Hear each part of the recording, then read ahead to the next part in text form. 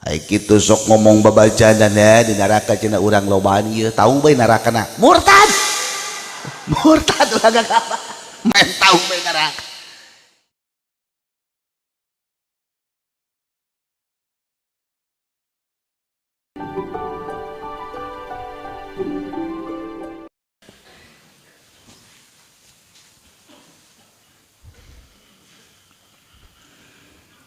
A'udzu billahi minasy syaithanir rajim. Bismillahirrahmanirrahim. Wa kadza law qala lan kaya iki kufur law qala lamun ngucap ya wong ing lapat An-Nasraniyatu utawi agama Nasrani khairun iku leuwih becik minal Yahudiyati saking agama Yahudi kafaro maka kufur ya wong idla khaira karna ora becik iku maujud bihima kang tetep ing dalam Nasraniyah lan Yahudiyah wa fi kutubi ashabi Abi Hanifah lan ikut tetap ing dalam pirang-pirang kitab ashab Abi Hanifah radhiyallahu anhu annahu utawi satuhune kalakuan lau apasa iku lamun waing as-sultanu apa sultan au nahuhu atau upamane sultan minal jababirah saking wong kang lalim faqala maka ngucap lahu kadui sultan rajulun sapa wong lanang ing lapad yarhamukallah moga welas ing sira sapa Allah faqala akharu maka ngucap sapa wong kang weweneh ing lapad la takul aja ngucap sira li sultani kade sultan hadza ing iki laiki yarhamukallah yakfuru maka kufur ya akhara wa kadzalan kaya iki laiki kufur lau tamanna lamun ngarep-ngarep ya wong hilama ing halale barang lam yuhalla kang ora den halalkeun yama bi zamanin ing dalam zaman sawiji ka zulmi kaya zalim au zina atau zina au qabtli nafsi atawa mataini awak-awakan bighairi haqqin kalawan ora hak au syaddi zunnari atawa naleni sabuk ala wastihi ing atase cangking wong fa innahu maka satuhune wong yakfuru iku kufur ya wong bihilafi maka lawan berbadine barang lautamanna kang lamun ngarep-ngarep ya wong hilal khamri ing halal sajeng awil munakahati atawa silih nikah bainal akhi ing dalam antara dulur lanang wal ukhti lan dulur wadon fala yakfuru maka ora kufur ya wong wadabitul lan utai palanggerani annama iku satune barang kana kang ana yamma halalan iku halal fi zamanin ing dalam zaman sawiji Fatamanna maka ngarep-ngarep yaman hillahu ing halal ma la yakfuru maka ora kufur yaman wasahihu lan utai kaul sahih annahu iku satuni wong yakfuru iku kufur ya wong wallahu alam lan utai Allah iku mahuninga wa talafulan beda-beda ya ulama fi man da'a ing dalam wong kang ngadua yaman ala syahsin ing atase awak-awakan sawiji faqala maka ngucap yaman la khatamallahu lahu bi khairin moga-moga ora mungkasi sapa Allah lahu kadu syahsin kalawan becik faqala ba'duhum maka ngucap sapa sapari ulama yakfuru maka kufur yaman liannahu karena satu niman radhiya iku ridho yaman bimautihi kalawan maut syahsin alal kufri ing atase kufur wa man radhiya lan sapa wong kang ridho yaman bil kufri kalawan kufur kafaro maka kufur yaman wa fima zakarna lan iku tetap ing dalam barang kang nutur isun ing ma kifayatun utawi cukup indah wa zunnar lan utawi lafaz zunnar zunar bidhammi zai kalawan ngadomahkeun zai wa tasdidin nun lan tasdid nun huwa iku utai zunar khaitun galizun iku tali kang kandel biqadril usbui kalawan kira-kira jariji minal ibrisim saking sutra ibrisim yusaddu kang den taleni ya khait alal wasti ing atase cangke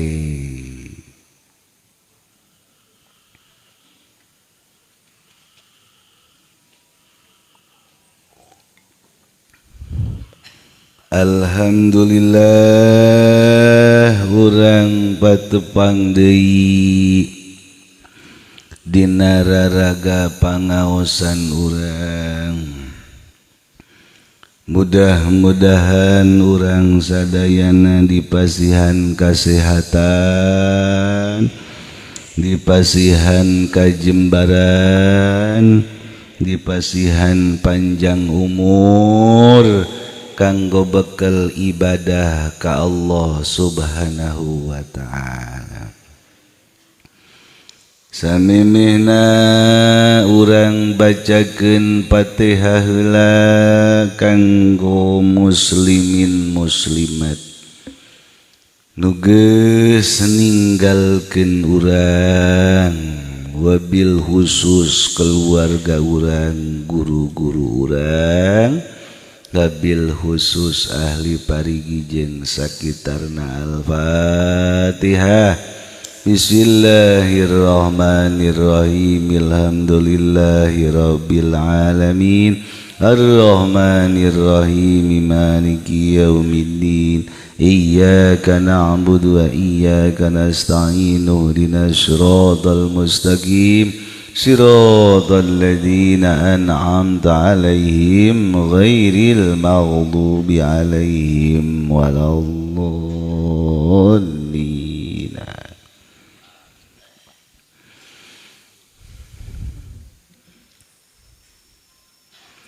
Patali kejeng pembangunan majelis urang anu alhamdulillah sampai detik ayeuna masih dikeureuy masih terus ngalir ti jamaah pikeun sedekah ka ieu majelis di antarana aya sedekah ti jamaah Masjid Lebak Parung Jahe 1 juta rupiah hayang didaroakeun bae cenah sing sehat panjang umur hayang rajin ibadah rezeki barokah ditambah deui aya sedekah pengeboran sumur di Bapak Sarip Cikupa sebanyak 1 lubang hayang didoakeun sehat panjang umur rezeki anu barokah tambah deui sedekah ti mamang anu di Singapura Mang Haji Idih kanggo penambahan pengomblokan sebesar 20 juta rupiah yang didoakeun sehat panjang umur moga-moga sadayana nu tos disodakohkeun ditarima ku Allah subhanahu wa ta'ala al-fatihah bismillahirrahmanirrahim alhamdulillahi rabbil alamin Ar-Rahmanir-Rahim Maliki Yaumiddin Iyyaka na'budu wa iyyaka nasta'in Ihdinas siratal mustaqim Siratal ladzina an'amta 'alaihim ghairil maghdubi 'alaihim waladdallin. Aya saeutik informasi kulantaran aya hiji dua jamaah nu mere usulan kasim kuring. Jadi aya meureun nyana ide di kampungna di lemburna nanyakeun awal lama ka kula pa ayeuna nu rek digarap teh ka arah mana. Cek ulah nu digarap maka dia ka ditu kabeh ge digarap. Sekena kumaha lamun kieu ngadenge-denge naon teh ngaranna rek aya pembungkusan tihang. Jadi aya nu mere usulan di babaraha warga. Jadi nu terkenang gitu, nu terkenang. Taya rek pembungkusan tihang. Pembungkusan tihang modelnya seperti kos itu dah. Eta tihang teh lamun normal kurang leuwih hargana sekitar 18 juta satihang. Satihang. Satihang. 18 juta. Tapi pikeun majelis ieu cukup satihang 5 juta saja. Pikeun majelis ka dieu ngan ulah bebeja ka saya mah. Bisa bangkrut nya perusahaanna. Khusus ka majelis ieu nyana cukup 5 juta saja. Besin aya misalkan baik itu perorangan atau per keluarga atau per kelompok, misalkan aya kula satihang itu dipersilahkan. Sama mena kula geus ngomong heula jeung Pak Haji Nana. Jeung Pak Haji Nana. Pak Haji, ya ini mere ide kieu kitu. Yana jawabannya, entar saya pikir dulu cekina.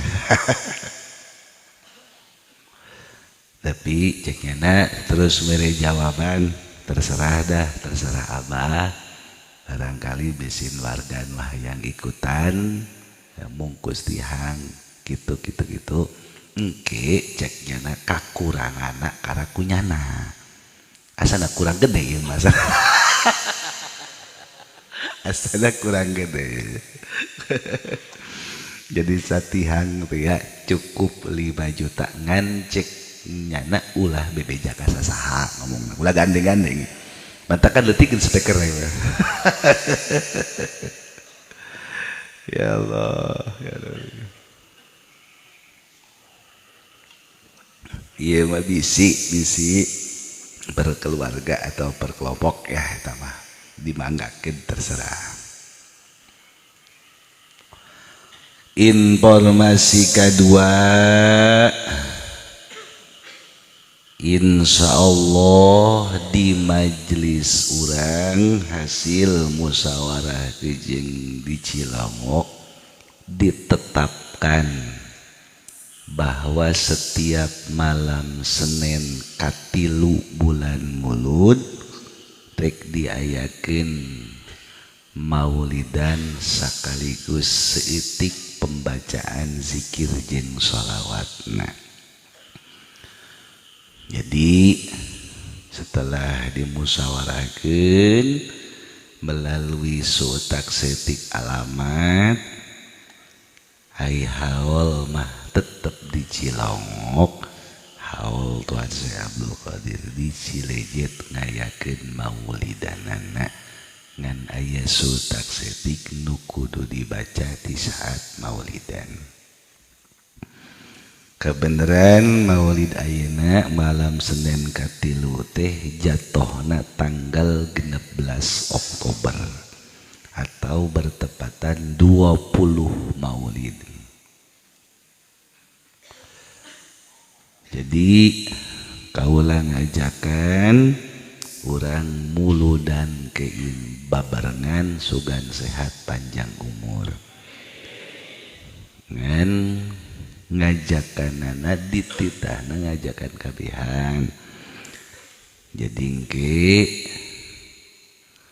malam Senin hareup bisi aya petugas baik itu musohabah atau santri misalkan mamawa kardus merelek eta tia adalah dana gasan muludan sebab kesia cenah nyuguhan dahar tanu mulud usia cenah suguhan dahar kabeh mulud kamari eta nyin berkat 10.000 nyin berkat teu kaluhur teu kahandap mulud diperkirakeun hasil pantauan kamari teh sekitar 22.000 jamaah tah ieu mah meureunan mun pareng taun ieu mulud ayeuna mah moal make berkat.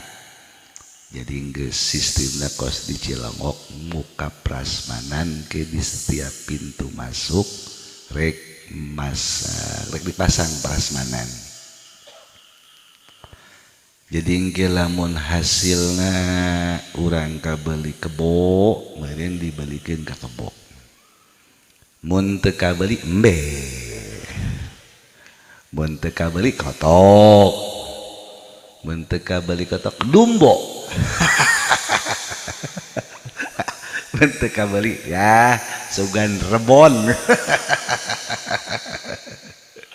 Iya Pak daun tangarana tanda nabe tanda cinta ka Kangjeng Nabi urang Nabi Muhammad sallallahu alaihi wasallam dititah waktu dititah ajak kinesia eta tah pamajikan anakna kobeh dititah ajak ke muludan mun anakna 10 berarti 10 piring gitu. Ya sugan orang aya milikna bae aya rizkina jeung nu terutama sehat panjang umur amin ya rabbal alamin. Urang teruskeun pangajian urang keur nyaritakeun anu patula patali jeung pamurtadan keneh nauzubillah min cek di dia wa min halau kilalahu ta'lamul ghaiba qala nam kafaro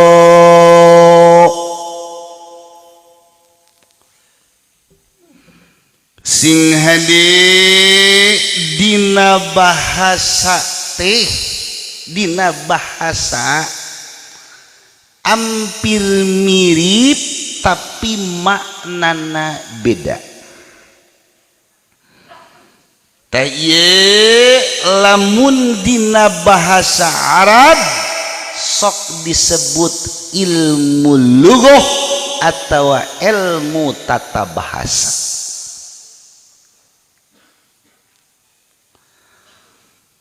Kahiji lamun urang ngadenge-denge doang nyaho henteu wau henteu ngan ngadenge doang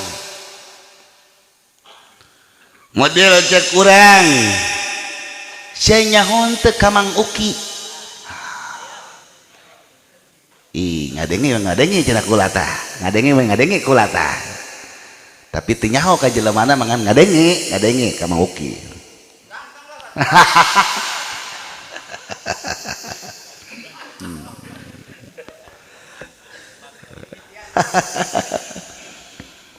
Nah ngadenge-denge doang ngaranna ama atau umya.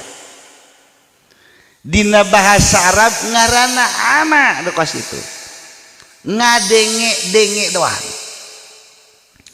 Jadi nyana nyaho henteu kenal henteu wau henteu ngan ngadenge-denge doang nu kitu ngaranna ama. Kadua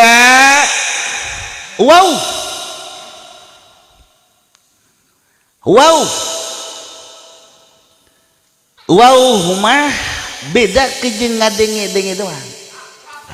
Henteu wow. Jadi ari wau mah kenal tapi teu akrab, hanya saala kadarnya sifatna doang. Saya nyaho ka Mang Uki. Oh Mang Uki mah eta teh anu nu jakung-jakung teh alah, nu jakung-jakung teh. Mang Uki na wau teh kasih nyaho. Tah nu kitu ngaranna wau. Wow. Mantakan sok aya bahasa iku lama wau kebo jadi jeung wau kebo jeung ngana. Tah lamun karak wau doang eta cek bahasa Arab ngaranna arif. Wow tapi teu nyaho kana detail lama dan wau bae imahna teu nyaho alamatna di mana nanaonna teu nyaho ngan wau bae kula kanyana mun sakira-kira kapanggih mah kula tenget kanyana tanu kitu ngaranna arif. Mantakan wali-wali Allah disebutna arifan billah. Wow ka Allah. Katilu bahasa teh nyaho. Ari nyaho mah urang lamun ditanyakeun, "Si nyaho kamu ki?" Wah. Nyaho. Apal jasa tuh. Jelemana jangkung, ngomongna cowong, urang bangkondol, hutangna gede.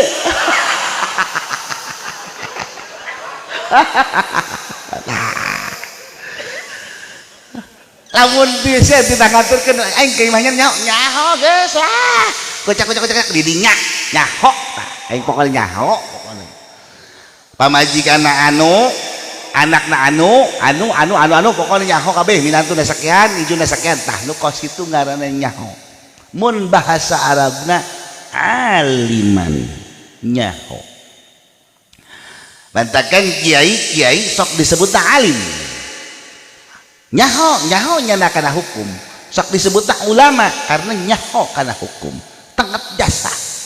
Lamun teu tenget kana hukum ulah hayang disebut kiai. Ngaranna aliman. Jadi ai aliman mah bebeneran nyaho geus pernah kapanggih, geus pernah ngobrol, geus pernah sagala-galana. Lamun bangsa manusia mah geus ilu dahar bareng segala. Tanu kos kitu ngaranna nyaho. Tadi dia ucap musannif wa min halau kilalahu ta'lamul ghaib qalanam ila padeh babari dibacana babari di makna ngan hese dihartikeun ieu hese.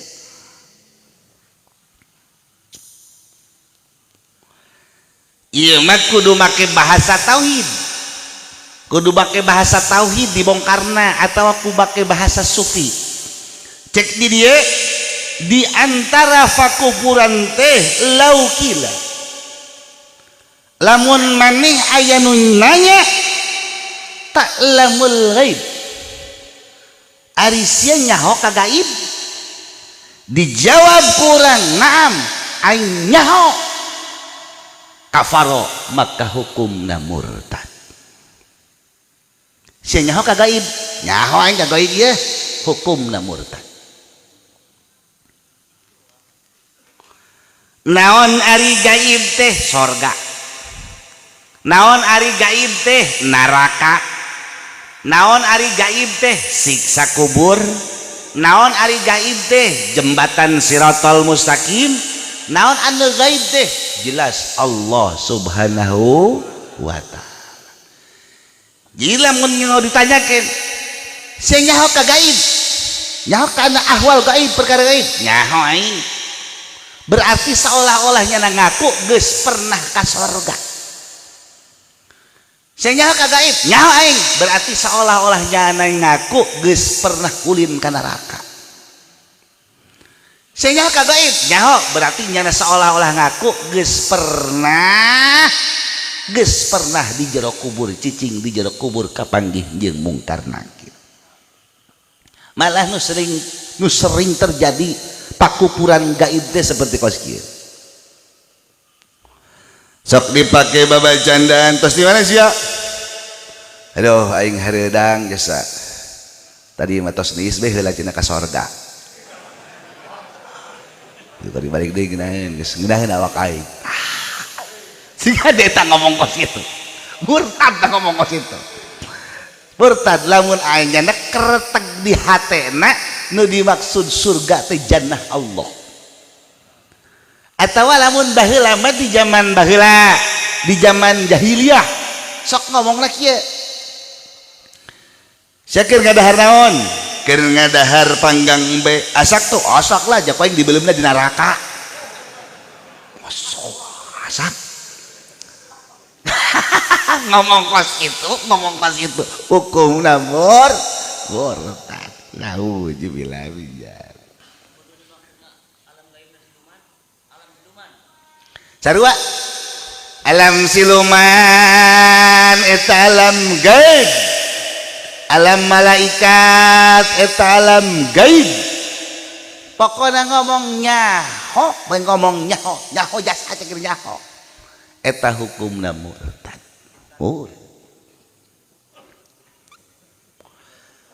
Mal nyaho atuh nu kagaib sebab cek Allah, hanya Allah doang anu nyaho kana gaib. Allah doang nu nyaho kana gaib. Naon nu gaib? Eusi hate. Eusi hate.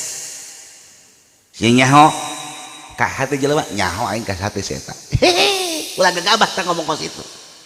Ulah gagabah ngomong kos itu. Lain lalagan. Pan eta tina wali sok ngomong nyaho ka hate jelema, lain nyaho. Roh pirasat seorang wali ketajamanana sampai terbentuk eta hate jelema. Ari nyaho moal. Dek kumaha ge moal sanajan urang nya wali luhur, ari nyaho kana satu persatu kereteg hate moal nyaho. Hanya Allah Subhanahu wa ta'ala. Jadi lamun aya jelema ngaku-ngaku nyaho kana gaib, berarti nyana sarua kejeung ngaku-ngaku pangeran. Janu nyaho gaib mah ngan ukur Gusti Allah Subhanahu wa ta'ala. Nu sering terjadi deui cenah di zaman baheula mah sok ditanya, tos di mana sia mama ora gaji jeung martil? Tos ngagedean jembatan Siratal Mustaqim. Lihat. Ulah pake bacaan lah, ulah lain lalagaan. Gedean ku aing lah. Di bejana leutik jasa ka ditu bae anjeunna uli mawa awi salenjer hulu sia. Ya Allah, ya Rabbi. Iya gaib. Ngan lamun urang ngamaksud nyaho na lain nyaho cek lugoh nu aslina. Lamun ditanya sia nyaho ka gaib, nyaho ngan ngamaksud ngomong nyaho teh nyaho birosmi, nyaho ku cirina doang. Sia nyaho ka sorga, nyaho sorga teh cek Quran indah, taman cai nasing kolocor gitu-gitu cek Quran. Tak eta mah lain alim disebutna sebenarnya mah ama keneh ngan nginjem ngomong make bahasana nyaho nyaho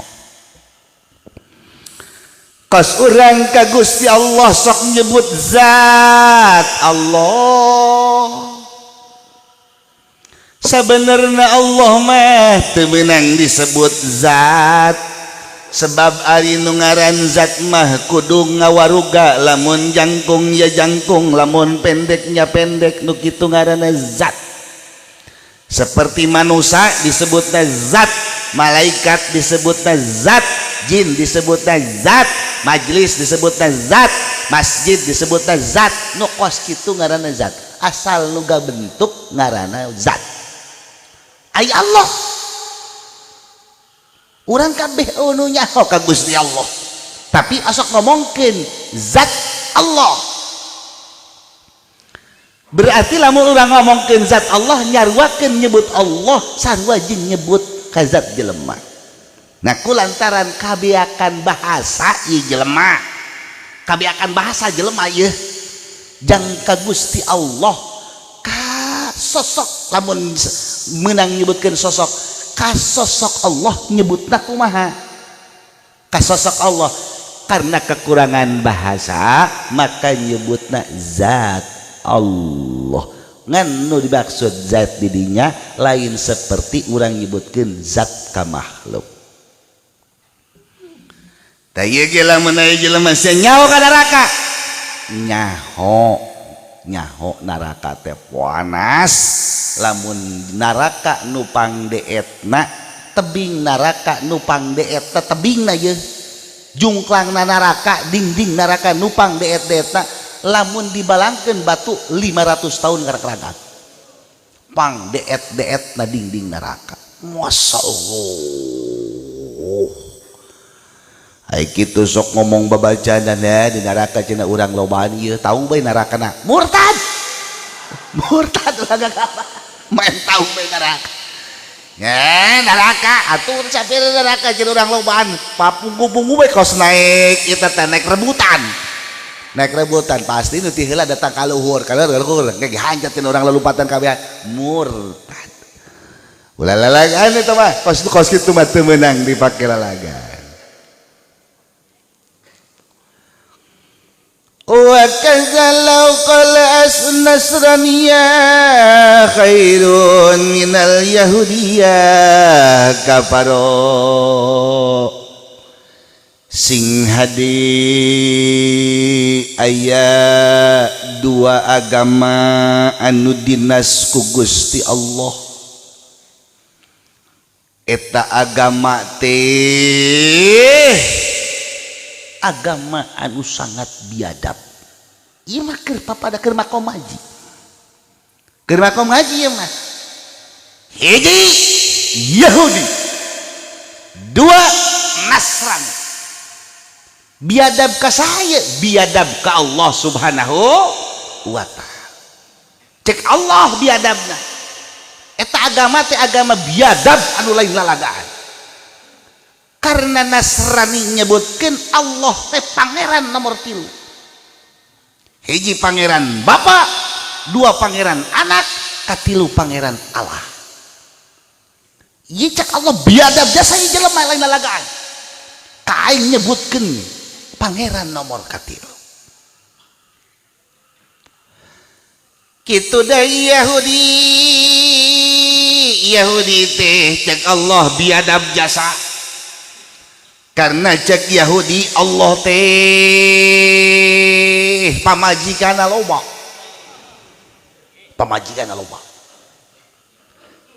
saha pamajikan Allah teh bidadari laju Allah teh boga anak loba jasa nya eta malaikat eta teh hasil selingkuhan Allah cek Yahudi masyaallah pan lain lalagaan eta biadabna Yahudi mantakan di Al-Quran dicantum terang-terangan walan tarbo angkal Yahud walan Nasara laju aya jelma anu nanya cek sia ari Nasrani jeung Yahudi bagusan mana? Dijawab orang bagusan keneh Nasrani, maka hukumna murtad. Hukumna murtad. Naon sababna? Idla khaira fihima, karena eta dua agama teh eueuh anu bagus kabeh. Jadi lamun aya nu nanya ari Kristen kejeng Yahudi bagusan mana? Jawabna eueuh nu bagus. Eueuh nu bagus mah bangpa kabeh. Ya Allah. Iya mah urusan akidah itu bisa dipermainkan. Lain pelecehan atau penistaan agama iya mah lain. Lain penistaan agama iya mah lantaran hukum-hukum syariat Islam teh seperti kos gitu. Adapun tama urusan bagirnya nak jeung sesama umat, Nasrani bermasyarakat, Yahudi bermasyarakat, lain urusan etana. Urusan ka Allah na. Cek Allah pokoknya eta dua agama teh agama pang biadab-biadabna ka aing. Dibandingkan kejeng agama lain mah teu terlalu. Henteu terlalu, lain lalagaan. Sok wari nu ngalelewe. Nu ngalelewe urang teu pernah ngadengi Buddha ngalelewe. Konghucu Hindu teu pernah ngalelewe. Tapi nu kos kitu Yahudi kejeng Nasrani mah lain lalagaan ngalelewena ka Islam. Sampai ngameulem Al-Qur'an, nincek-nincek Al-Qur'an eta teh rata-rata ti dua agama tersebut. Jeung geus mal bislek Al-Qur'an atuh nu ngomongna ge piraku urang teu percaya ka Al-Qur'an, ja Al-Qur'an nu ngomongna ge eta mah agama geus seolah-olah kos nu bener doang, sabenerna mah teu bener. Ke kaciri teu benerna di penghujung zaman.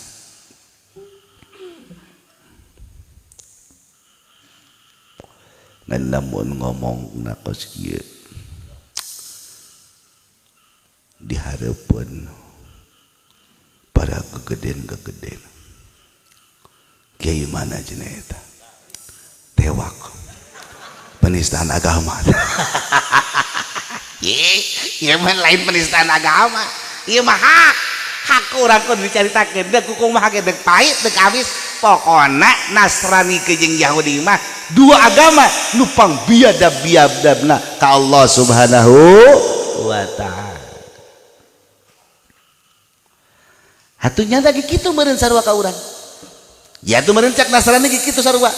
Islam pang biadab-biadabna ka urang. Ye Isa nu ku urang dimulya-mulyakeun, kudu urang pangeran-pangerankeun cek nama jelema biasa. Laju Maryam nu ku urang dimulya-mulyakeun, ku urang disusikeun cek nama manusia biasa lain pangeran. Sialan tanda Islam. Nya ge sarua pasti ngomongkeun ku seperti gitu. Nah iyalah urusan prinsip urang teu bisa diganggu-gugat. Cek urang pas kitu, cek Allah kitu. Berbeda lamun lain urusan agamana, ieu mah urusan peroranganana, eta mah henteu mantakna naon. Misalkeun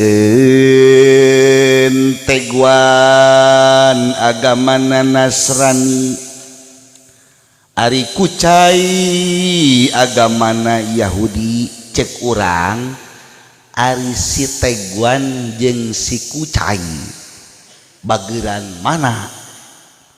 Oh atuh bageran si teguan. Nah, ieu mah urusanna jelema ke jeung jelemana eta mah henteu nanaon. Henteu nanaon ka situ mah.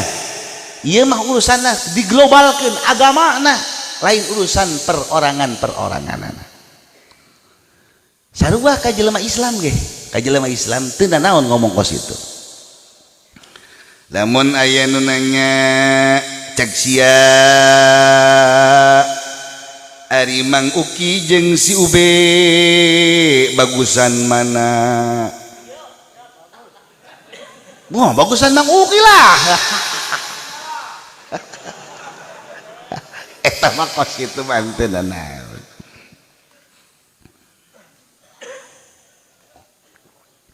Berbeda jeung pandangan sufi.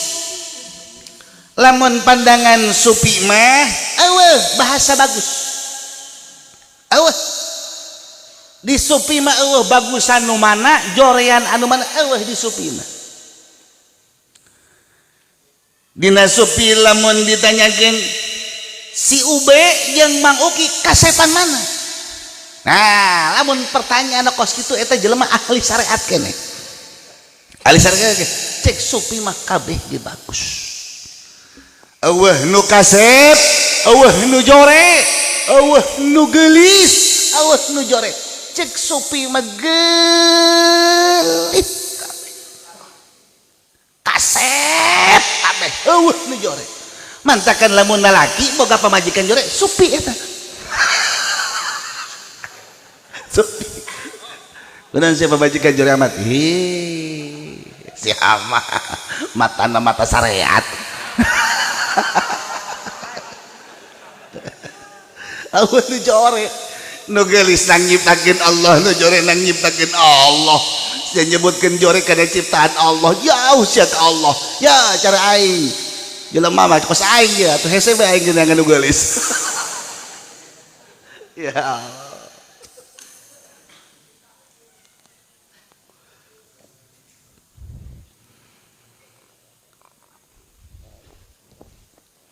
Wa fi kutubi ashabi Abi Hanifah radhiyallahu anhu annahu law atisa sultanu aw nahwuhu minal jababirati faqala lahu rajulun yarhamukallah faqala akhar la takul li sultan hadza fa innahu yakburu sing hadi.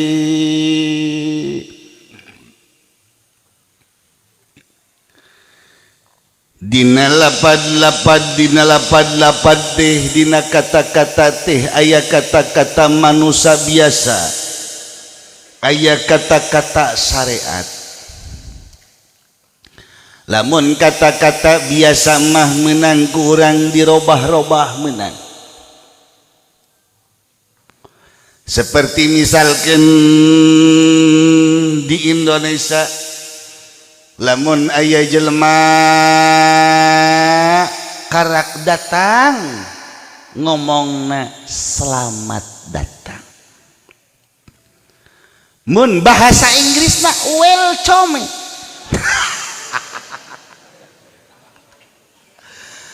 Welcome, selamat datang. Bahasa Arabna marhaban ahlan wa sahlan. Mun bahasa Cinana Bang Kentung apa bahasa Cina? Selamat datang.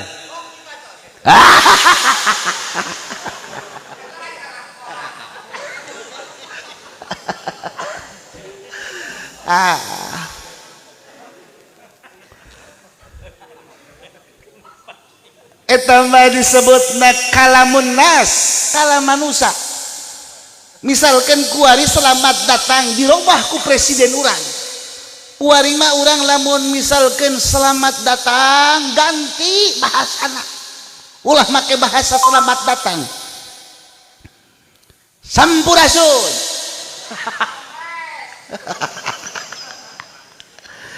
Diganti misalkan teu naon mah. Oh masalah teu matak doraka teu naon. Tapi aya kalam-kalam syar'i. Kalam-kalam syar'i mah lapad-lapad syar'i teu meunang dirobah. Hiji uluk salam. Uluk salam teu meunang dirobah. Ti ditu nageus uluk salam mah assalamu alaikum. Jawabna waalaikum salam. Kalam syar'i tata lapad syar'i azan. Azan geus teu meunang dirobah teh mah. Ti ditu nage Allahu akbar terus datang ka la ilaha illallah. Laju lapad anu disusun 5 lapad. Subhanallah walhamdulillah wala ilaha illallah wallahu akbar wala haula wala quwata illa billahil aliyil azim teu meunang dirobah. Termasuk lapad syar'i adalah lapad yarhamukallah. Dipasangkeun na eta lapad yarhamukallah teh nalika aya jelema bersin.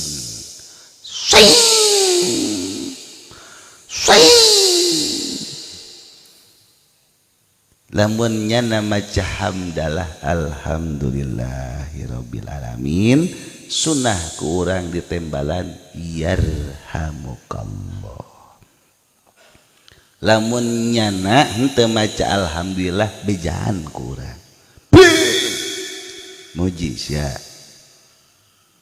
cicing we muji sia kayak aing didoakeun teu daekeun muji keneh bae tinggalkeun ku urang lantaran eta dina bersina berarti ngandung penyakit. Ta eta lapad yarhamukallah teh reka sahabai urang ngajawabna yarhamukallah reka pejabat atuh yarhamukallah bae reka duaan yarhamukallah bae teu meunang ku urang ditasniahkeun yarhamukumallah teu meunang geus kitu bae ti dituna. Laju reka jelema susah yarhamukallah ka jelema sugih yarhamukallah ka rakyat yarhamukallah ka pejabat yarhamukallah ka jelema bager yarhamukallah ka jelema penjahat yarhamukallah baik.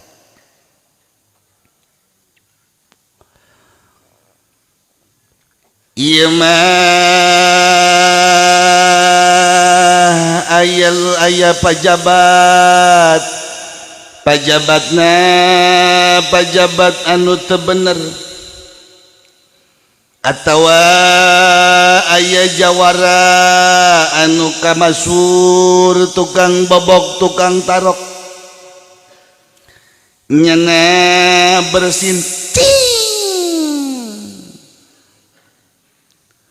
laju manehna maca puji alhamdulillahirabbil alamin ku urang ditembalan yarhamukallah cek nu disisieun ngomong kieu jelema kos kitu didoakeun goblok siapa lah maca yarhamukallah pada kos itu mah laknatullah itu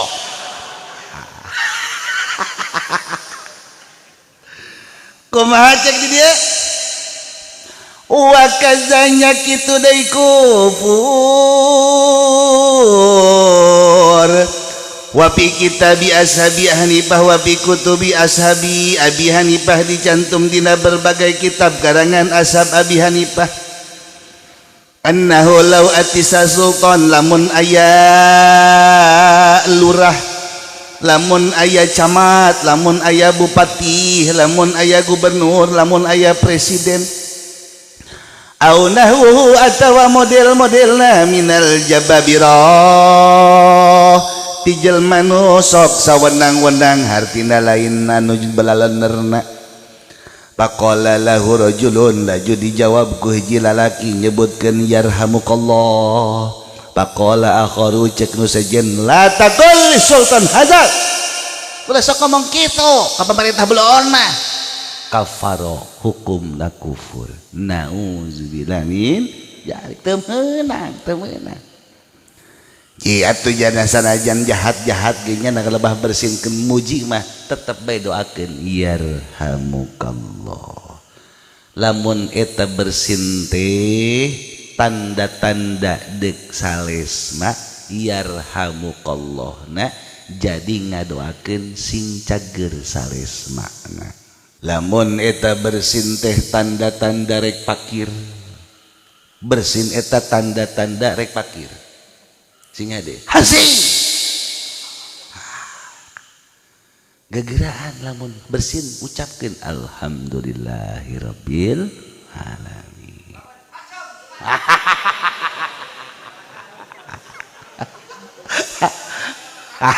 bersin keneh eta ge bersin keneh eta ge bersin keneh eta ge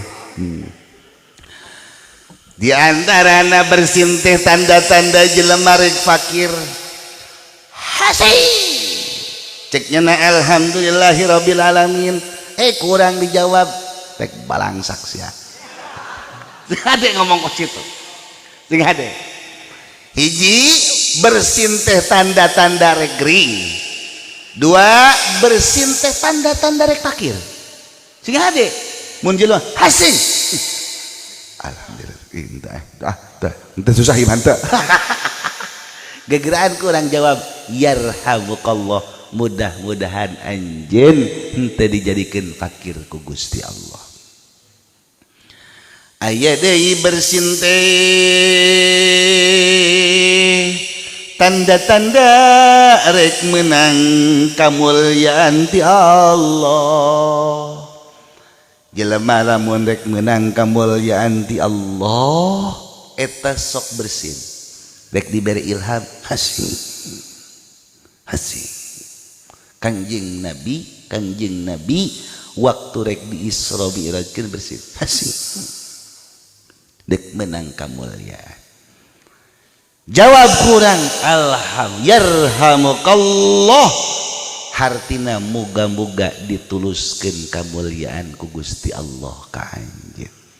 Jadi lamun aya jelema bersin hasing ulah pilih-pilih ke sia bersin jadi luhuran sia jeung aing ya geus urang mah doakeun yarhamukallah. Wa kazalau tamanna hilama lam yuhalla fi zamanin kazulmi awi zina au qatli nafsi bi ghairi haq sing hade dina agama Islam teh aya syariatna hartina syariat teh aturan atawa undang-undang. Di antara undang-undang agama teh nyaeta teu meunang zina, teu meunang ngabunuh sembarangan. Cek urang hanjakal ya Islam, hanjakal dilarang zina. Mun halal mah eta zina mantap. Tinggal kaadiasa doang 4.000 perak. Ya Allah, ya Allah. Aduh, cek lamun zina halal mah mantap jasa mantap. Nyana ngarep-ngarep hayang dihalalkeun eta zina. Sedengkeun zina teh termasuk nu dilarang ku agama. Kumaha lamun jelema boga harapan seperti kos kitu. Wa kaza kitu deui termasuk kufur lautamanna lamun aya hiji jelema ngarep-ngarep hilama lam yuhalla fi zamanin hayang dihalalkeun perkara nu can pernah dihalalkeun dari masa ke masa di zaman Kangjeng Nabi Adam sampai zaman Kangjeng Nabi Muhammad sallallahu alaihi wasallam. Kazulmi seperti zalim, maling, ngagarong, nyopet jeung sabangsana. Ceknya lamun maling halal mah mantap. Wazina atau wazina nyebutkeun hayang teuing ieu zina teh dihalalkeun atau lamun zina dihalalkeun mantap di agama mantap teu sampurna ieu agama ngahalalkeun ngaharamkeun kana zina kufur hukum. Au qatli nafsi bighairi haqqin atawa maihan anjang maihan jiwa raga tanpa hak. Au saduzunar ala wastihi atawa make sabuk dina cangking. Ceknya lamun make benten dihalalkeun mah mantep, ya mantep hanjakal ya sama kebenten diharamkeun ku agama. Mun dihalalkeun mah mantep kufur hukum. Ngan ke nu dimaksud benten di dieu adalah benten-benten nu sok dipake ku agama Nasrani. Lamun urang sorangan bae tiba-tiba bersin memehna lamun urang bersin sunahna ditahan. Mun urang hayang bersin sunnahna ditahan sakuat tenaga.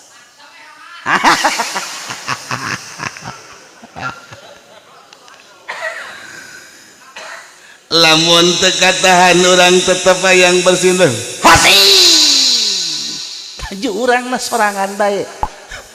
Tetap disunahkeun maca alhamdulillah, maca hamdalah alhamdulillahirabbil alamin. Nalika urang sorangan bae eueuh nu ngajawaban, engke nu ngajawabna malaikat. Yarhamukallah. Ngan lamun jangan suarana ngagrem, ya lompat mah.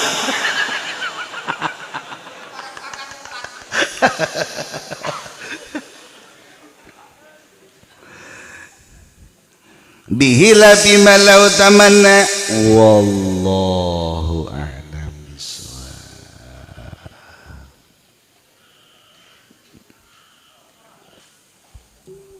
A'udzu billahi minasy syaithanir rajim.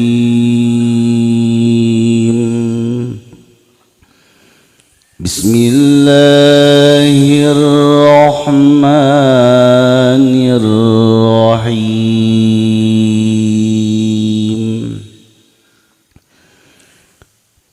Ya ayyuhalladzina amanu in tuti'u fariqam minalladzina utul kitab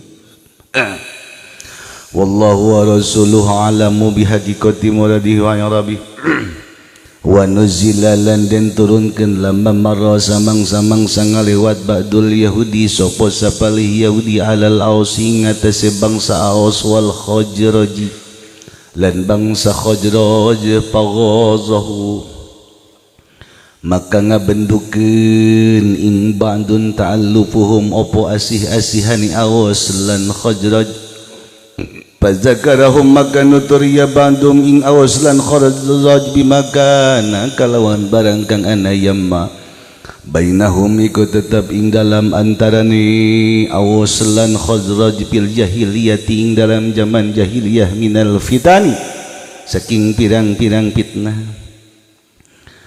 Patasyajaru maka silih padu ya Aus lan Khazraj wa kadu lan paraki Aus lan Khazraj yang tatiluna iku silih bunuh ya Aus lan Khazraj apa ayat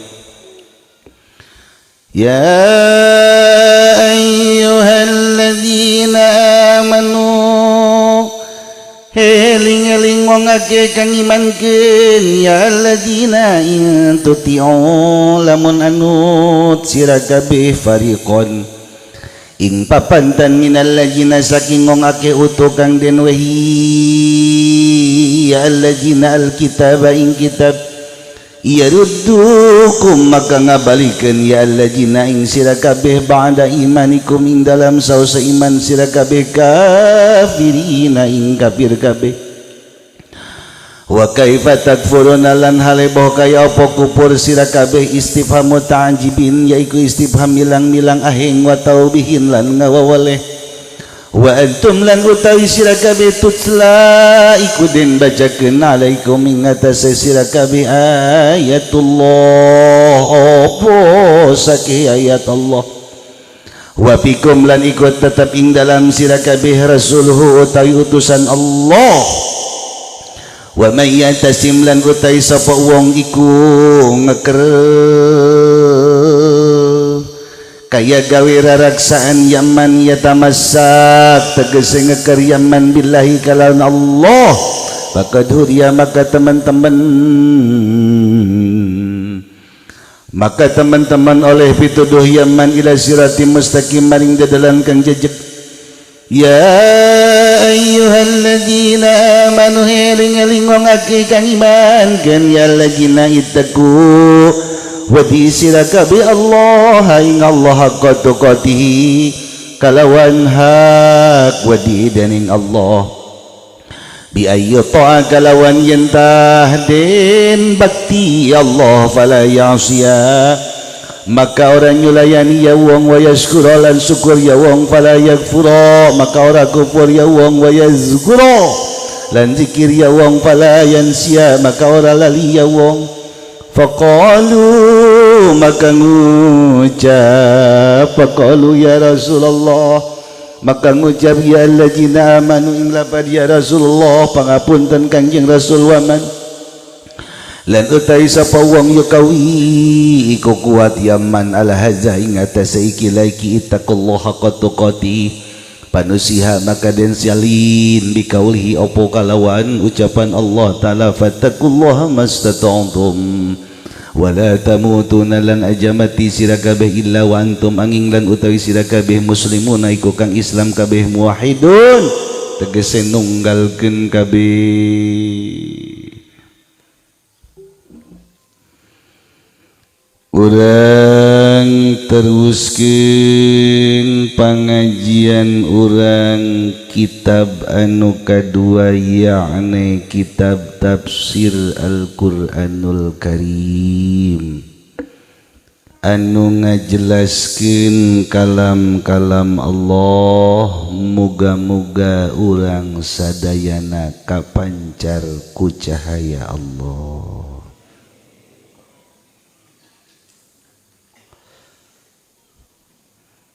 Sing hadi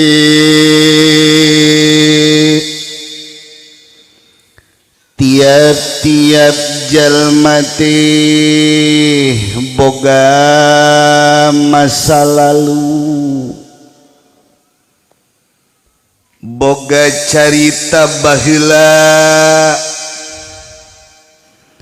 jelma teh masa laluna beda-beda.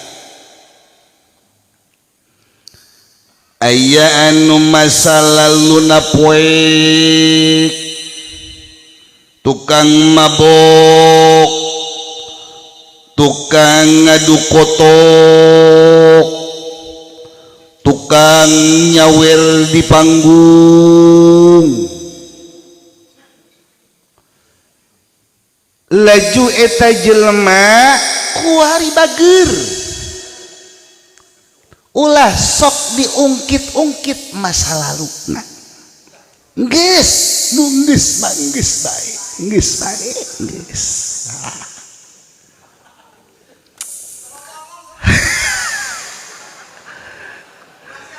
Rahasia perusahaan itu lah.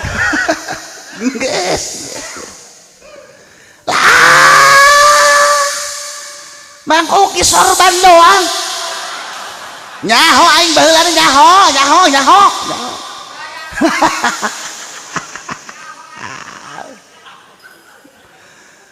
Teu meunang tak urang ngungkit-ngungkit kos kitu. Lamun nyana keur aya dina bener. Baheulana pernah hirup poek, kuari nyana bener geus nu baheula mah ulah sok diomong-omong. Ulah. Komo nalika jelema geus rumah tangga geus kararawin lila-lila urang kabejaan si eta nu geulis teh kawin ke jeung si eta. Ih cek urang kunaon dae aing nyaho jasa mah nyaho baheula nyaho tukang mawaan jablay sentralen.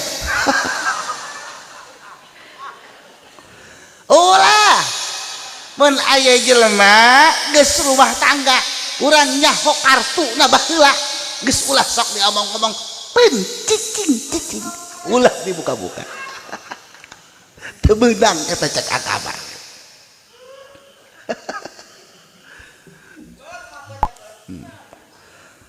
Aya jelema baheulana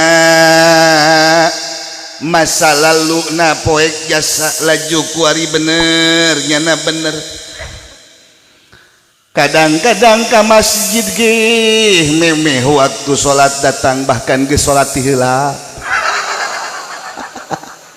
kodo nyana ka ngariung serajin datang kanu maoteun makaruhan tahlil pangheulana.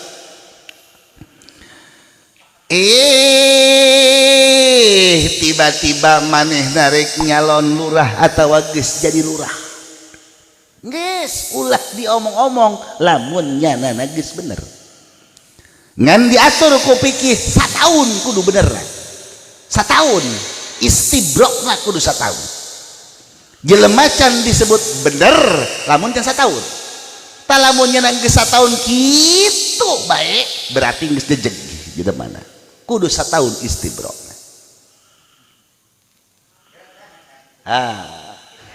Di time kurang. Aya jelema rajin ka pangajian. Ai baturna can rajin ka pangajian, ulah sok ngomong-ngomong ka baturna. Nyana ngomongkeun dah. Rajin ngaji ge jalma inget ka dosana, meureun inget ka dosana tah mah dah. Aing teh mah lain deuk ngaji teu meunang ngomong kos kitu. Komo lamun nyana geus terjadi dina soleh, teu meunang sama sakali. Ngungkit-ngungkit masa lalu hiji jelema.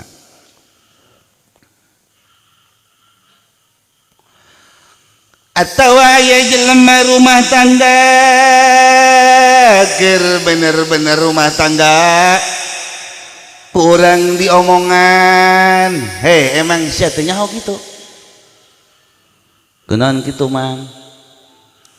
Bapak kolot sia jeung bapak kolot bahasa laki sia baheulana mumusuhan. Masyaallah. Sawah bapak kolot sia baheula dijual ku bapak kolot salaki sia. Lain sawah dadoang jeung kebo-kebona. Sampai matak ngabijilkeun hewa ka pamajikan kanu jadi salakina. Tah, ngungkit-ngungkit masa lalu nu kos itu sementara geus tertutup rapat teu meunang. Nu penting nyana aya dina hade. Berbeda lamun sabalikna baheulana nyana bageur, baheulana masantren, bahkan geus daftar ustad sagala laju katarima.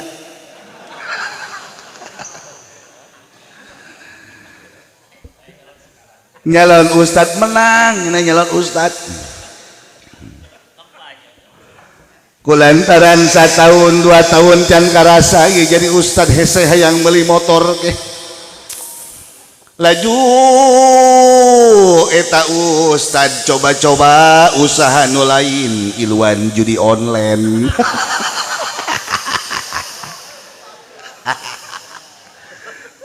Lamun sabalikna mah kurang menang diungkit-ungkit. Gerokeun ustadna ka disya. Naon? Siap pernah jadi ustad kan? Atuh wargi masih ustad mah. Ji atuh ulah kitu atuh. Pan sia teh baheula pernah masantren batahun-tahun bahkan pernah magahan ngaji masyarakat sagala. Kunaon atuh sia jadi kuari koski ulah kitu hirup mah. Ulah kitu. Ih geus bener-bener nu baheula. Gih. Hayeuna balik deui ka jalan anu baheula. Balik deui jalan anu baheula. Geus eueunan jadi online lagi eueunan polisi lagi geus disewakan. Tah lamun sabalik dawateuna naon?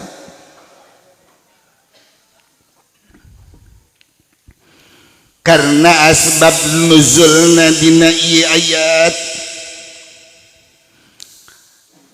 aya hiji Yahudi anu ngaran Sisas lewat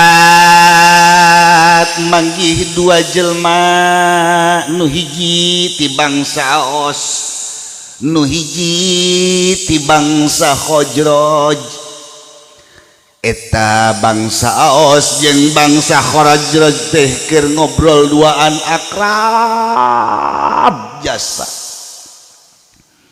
Nginum sagelas kuduaan ngadahar korma sapiring kuduaan lamun ibarat di Indonesia mah ngopi ge sagelas kuduaan. Malah kadang-kadang ngarokok ge sabatang kuduaan. Aya dinu ieu mereka nu itu, aya dinu itu mereka nu ieu akrab jasa eta 2 jelema teh. Cek eta Yahudi anu ngaran Sas teresep engkos kieu. Teresep engkos kieu. Laju digerokeun eta jelema teh masing-masing. Aisyah orang mana ya? Kurang mah orang bangsa Aos. Akrab saja situ. Mohon nyana orang bangsa Khazraj. Sia nyahon teh. Baheula ye. Bapak kolot sia pan boga bapak. Tah uyut ngaranna. Uyut sia boga bapak ngaranna. Bao sia baheula para sia bangsa Khazraj kejeung bangsa Aos para sia henteu cager-cager ti bao diteruskeun pasiana ku uyut sia teu beres-beres diteruskeun ku bapak kolot sia di zaman bapak kolot sia ge teu beres diteruskeun ku bapak sia atuh kunaon sia kuring jadi alalakram mikir jelema mah rata ieu ngaranna ngungkit-ngungkit masalah cak eta jelema teh atuh karna kula kuari mah geus ngadulur ke jeung manehna cek kisah sia dulur di mana lebah mana barayana sia bangsa Khazraj kejeung bangsa Aos lebah mana barayana cak eta jelema kula mah dibarayakeun ku agama lantaran sasama Islam pokona mah Islam kejeung Islam mah baraya bae kajeun ku kumaha ge baraya cak Kanjeng Nabi ge ya mah nu kos kitu ngaranna belon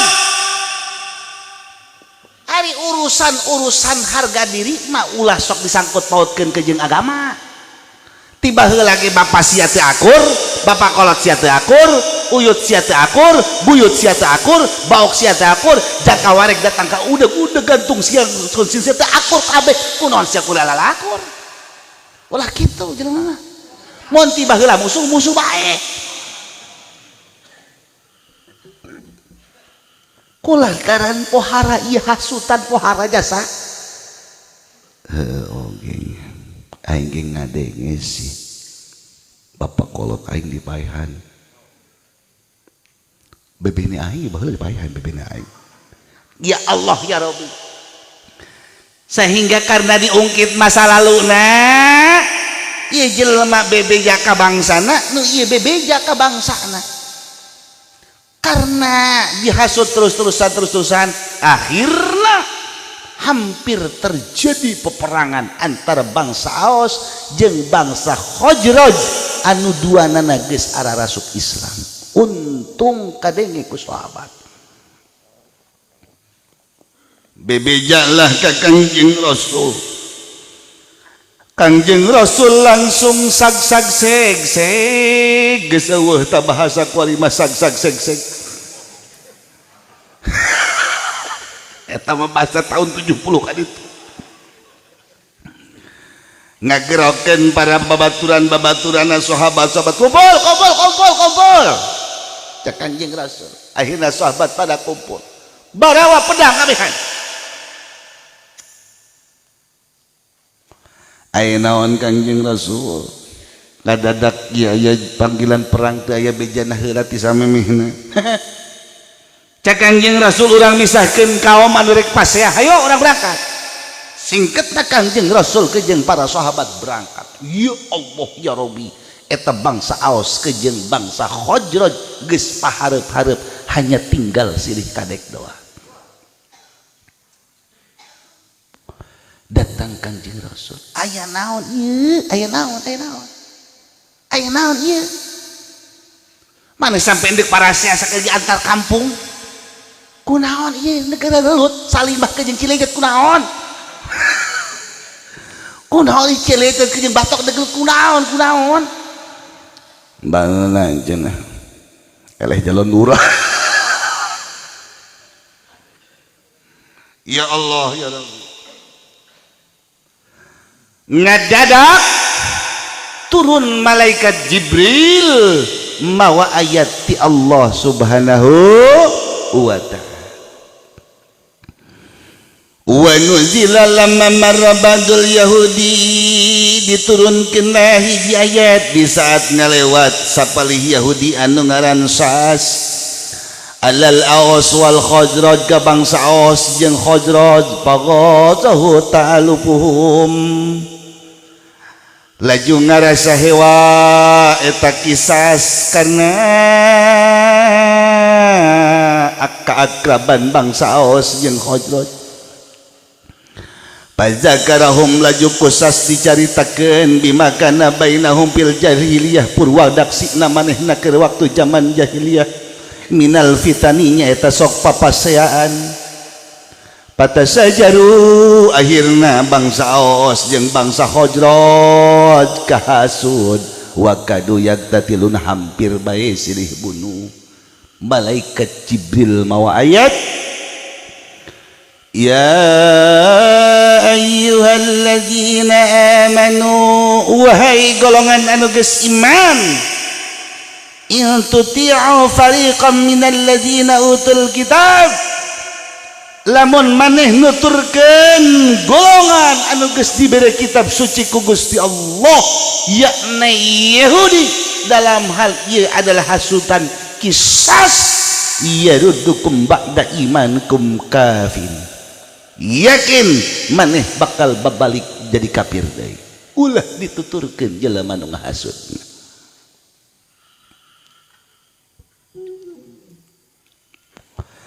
Jadi kitu deui lamun aya jelma ngahasut ngungkit-ngungkit masa lalu terutama di dia dina bab rumah tangga jelema ngungkit-ngungkit salakina bahwa salakina teh baheula teh tukang anu ijak kula mah teu nyaho cenah sugan teh salaki kula jelema soleh bae eta salaki sia kawin jeung sia geus lain bujangan piraku mang ya jeung aing eta mah jeung aing nya baheula salaki sia jeung aing gantian salaki sia teh heula aing paderi ya Allah ya ini jengkel amat kulanya. Nah lamun manggih hasutan kos kitu ulah gancang buru-buru marah eta tatanya heula ka kolot tanyakeun kana Oki kula menang info ye impenan sia cenah salaki kula baheula tukang bobok tukang talok bener gitu bener adeui kolot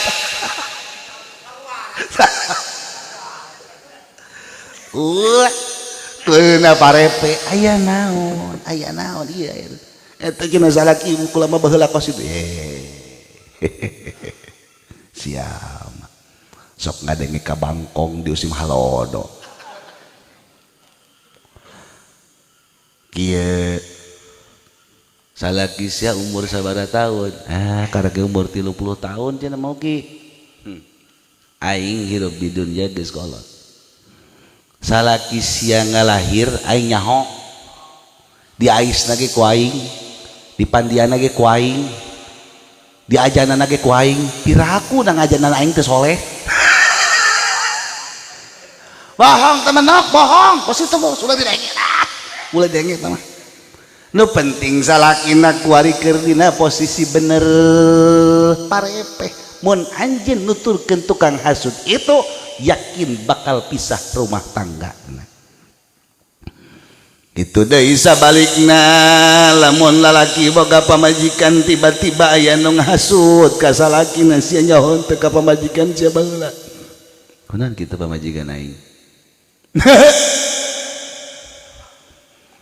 baheula nyana mangkalna di lampu merah laju pindah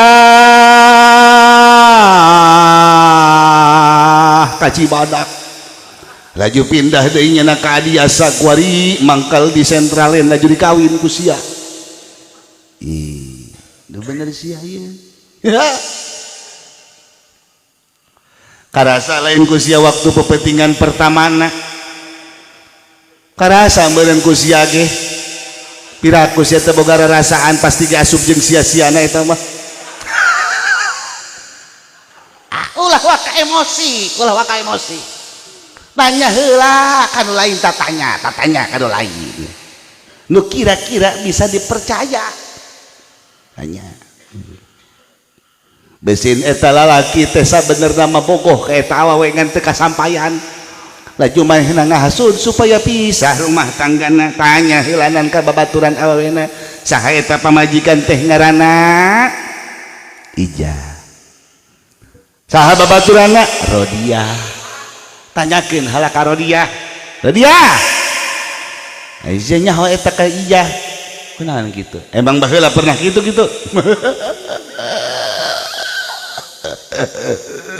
juga aing gitu nage sarwana ulah kisah gilak ayat Quran wa ya Allah ya Rabbi seetik mah nyana ngomong ke tapi jerokna mendalam jas kitu da lamun aya jelema keur bager sarua ulah sok diungkit-ungkit masa lalu na nyana kuari ya Allah ya Rabbi aya santunan yatim piatu nyana aya santunan fakir miskin nyana aya pembangunan agama nyana kaluhan mulu dan kejeng rajaban manyana tiba-tiba diungkit-ungkit sadaek eta ngakan duit nyana kurang gitu kajen kukumaha ge eta duit nu dibikenan ka yatim menurut aing maladang baheula nyana teh baheulana bandar koprok ngan menangan bae laju kuari eta dibikenan ka yatim ka fakir miskin termasuk sia ki narima kan tuh cenah beureum malah aing mah dicuri sing hade lamun aya jelema ngahasud kos kitu ulah wa kamarah hilanan tanyakeun heula kurang kanu nyaho Waalaikumsalam Haji mohon Mang Haji baheula wau ka Mang eta lah tuh wau mah emang bener kitu bandar koprok ya cek saya ngomongnya bandar koprok atuh aya bae ngomong ka kula laju nyana duit teu loba kuari dibagikeun ka yatim ka fakir ka miskin ka majelis ka masjid kumaha eta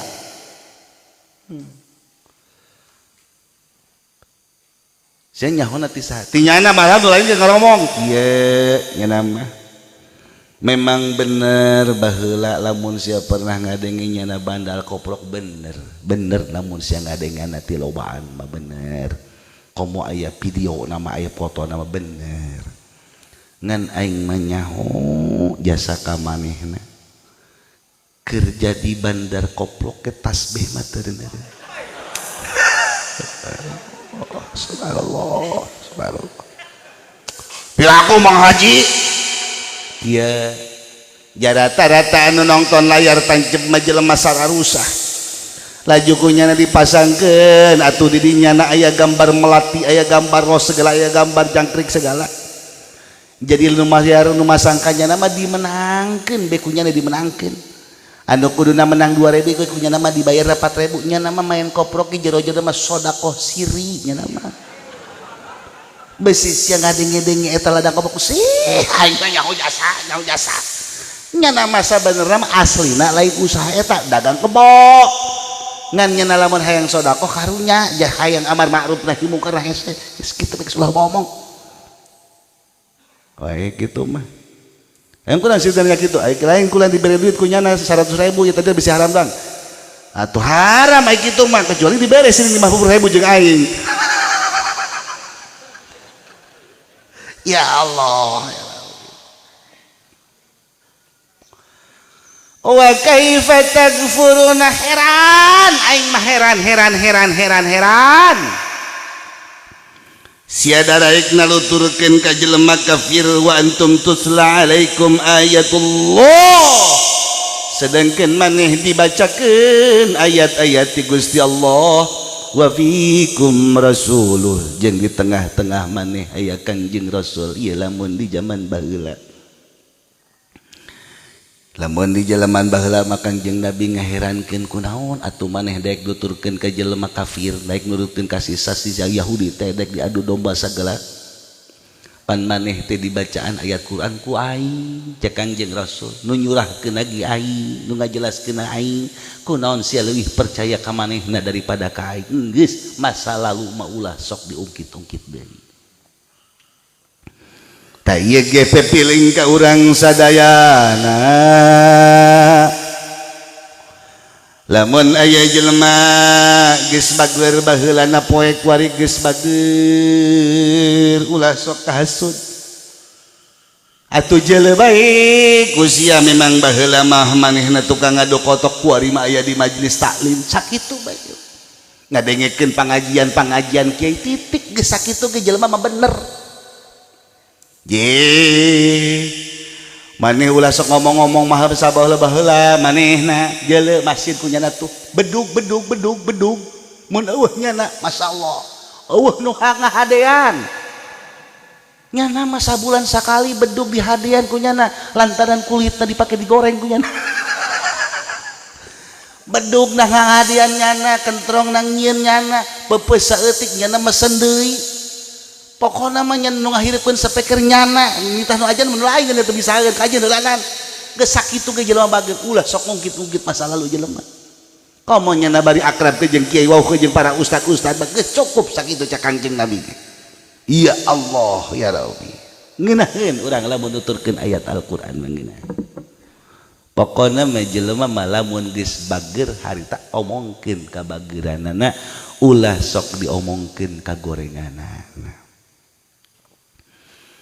wa may ya'tasim billah sahajil ma anu nyeklan Gusti Allah artina agama Gusti Allah faqad hudiya ila siratim mustaqim yakin bakal menang petunjuk kana jalan anu lurus ya ayyuhalladzina amanu wahai jalma-jalma anu beriman ayeuna mah kieu bae ittaqullah maraneh kudu sieun ka Gusti Allah haqqa tuqatih nu sanya-nyana bi ayyu ta'at nyaeta taat unggal waktu unggal jam unggal menit unggal detik taat ka Gusti Allah lamun urang manta salat assalamualaikum salat deui assalamualaikum salat deui assalamualaikum salat deui lamun capek salat gegeraan nyokot Al-Qur'an laju maca tadarus capek maca tadarus gegeraan cokot tasbih maca subhanallah bosen maca tasbih ganti ku la ilaha illallah kitu kae jeung kitu fala yasi saeutik ulah pernah maksiat ka Gusti Allah wa yaskura laju syukuran ka Gusti Allah ngabayang-bayangkeun nuhun aing mah dibere mata batur mah teu dibere mata aing mah dibere suku batur mah teu dibere suku aing mah dibere leungeun batur mah teu dibere leungeun syukur Gusti nuhun sakieu mah nuhun Gusti kajeun irung pesek saeutik mah kajeun kula mah sakieu geus nuhun yang penting bisa ambekan bae syukuran ka Gusti Allah eta mah masalah diledek seutak-seutik wajar bae Gusti kula mah pokona geus nuhun sakieu mah ceuli teu torek mata teu butana naon fala yakfur sing hade ulah kufur wa yazkura jeung terus-terusan kudu eling ka Allah fala yansia sadetik ge ulah poho ka Gusti Allah haqqa tuqatih teh kos kitu kudu takwa ka Allah sanyana per detik Allah faqalu cek sahabat ya Rasulullah punten Kanjeng Rasul wa may yukawi sanu bisa ka kitu boh tos salat deui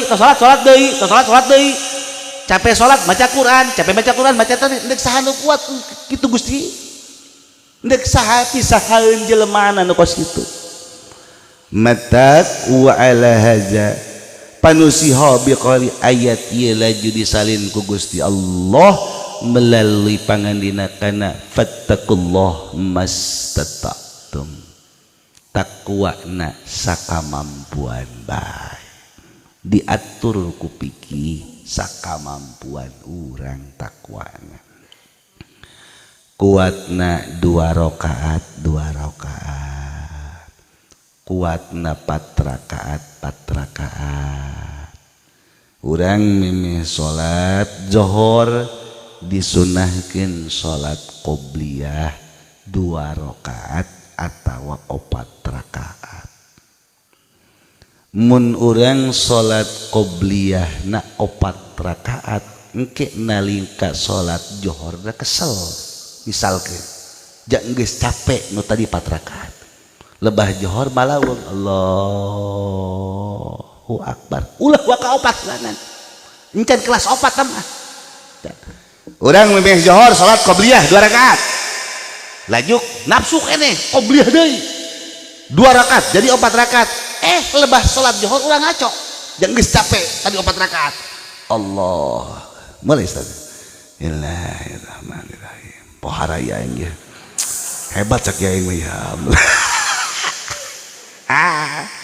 lamun urang qobliyah 4 rakaat nalika salat johorna teu husu ulah 4 rakaat 2 rakaat deulana 2 rakaat coba heula 2 rakaat Allahu akbar 2 rakaat salat johorna kumaha ye karasa ngeunaheun keneh ngan 2 rakaat doang ngeunaheunna nu 2 rakaat deui mulai karasa capek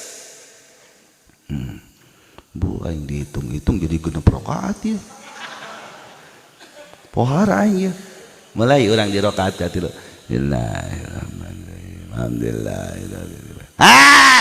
nu kos ge ulah waka qobliyah heulanan ulah waka heulanan ulah waka geus bae langsung fardu nu penting aya dina kesestabilan sholli fardhu zuhri woi qobliyah heula gandeng sia di urusan aing jeung Allah ieu mah Allahu akbar nah ieu mas tatatun sakamampuna teu meunang ulah dipaksakeun ngan engke urang belajar coba ieu urang aing kamari mah jeung samigu salat johor bae sugan kuari mah ditambahan 2 rakaat karasa mun geus karasa ngeunaheun 2 rakaat karasa ngeunaheun deui gebah johorna teu kesal 2 rakaat deui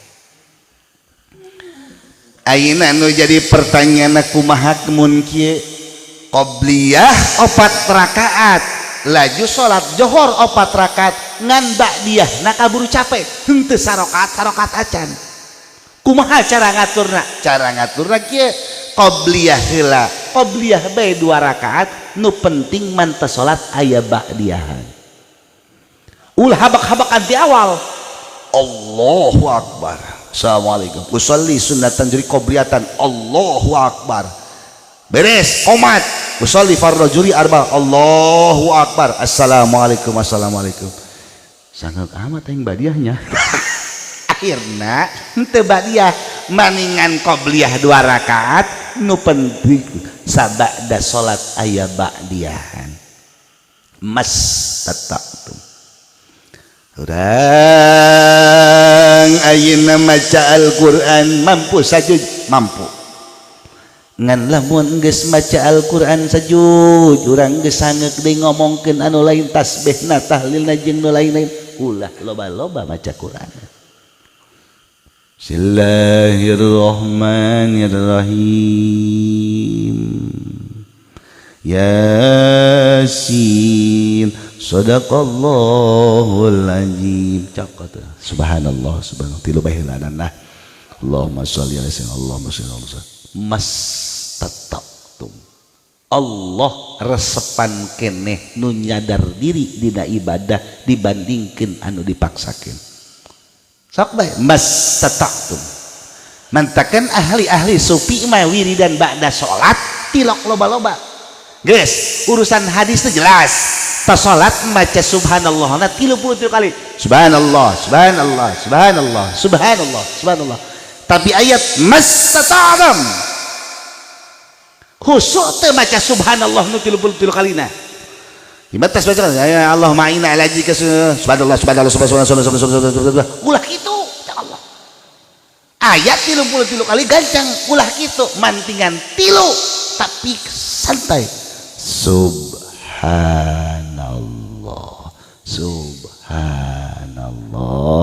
subhanallahil azim wa bihamdihi daiman alhamdulillah alhamdulillah sok okay. Di pesantren kieu gala deh tilak loba subhanallah subhanallah subhanallah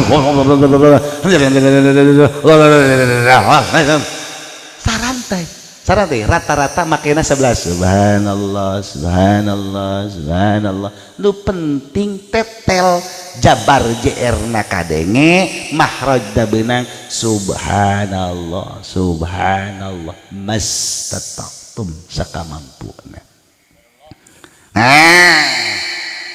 Sarua iya aya teh panjang lebar mastata'tum teh dina ngadoa amin ya Allah ya rabbal alamin Allahumma datang ka basi papais mastata'tum ngukur mastata'tum teh ngukurkeun awak sorangan ngukurkeun awak jelema loba mastata'tum Allahumma sholli ala alhamdulillahi rabbil rabbana atina fid dunya hasanah ilahi dahar beres mastata'tum jelema dina ibadah teh beda-beda ulah dipaksakeun jelema tilok ibadah supaya ilu kanu rajin ibadah teu meunang cek agama jelema kemampuan ibadahna kan ukur 5 menit ulah diajakan sajam kemampuan ibadahna 10 menit ulah diajakan 2 jam mastata'tum sakamampuna bae urang maca Al-Qur'an Bismillahirrahmanirrahim Yasin Al-Quran Hakim indah kalian bisa waladhdallin gara-gara kenceng teh ulah kos kitu maningan saayat 2 ayat tapi mastata'tum kapanggih ku urang wal Qur'anil Hakim siratim mustaqim sadaqallahul azim mastata'tum wala tamutunna illa wa antum muslimun mihape maraneh urah maut kecuali mawa Islam muwahhidun nyaeta nunggalkeun ka Allah subhanahu wa ta'ala pepeling dina ieu ayat siji ulah sok ngungkit-ngungkit kagorengan batur nalika urang diungkit-ungkit kagorengan batur kagorengan urang ku batur langsung ke awak urang ulah waka emosi tanyakeun ka jelema anu sakira-kira bisa niiskeun kana hate laju lamun ngungkit-ngungkitna ngomongna ka batur ulah percaya tanyakeun heula ka jelema-jelema nu bisa dipercaya engke jelema anu ditanya na kudu sabisa mungkin marepeh jeung ngabohongkeun nu penting eta jelema keur aya dina jalur anu bener wa'tasimu wallahu a'lam.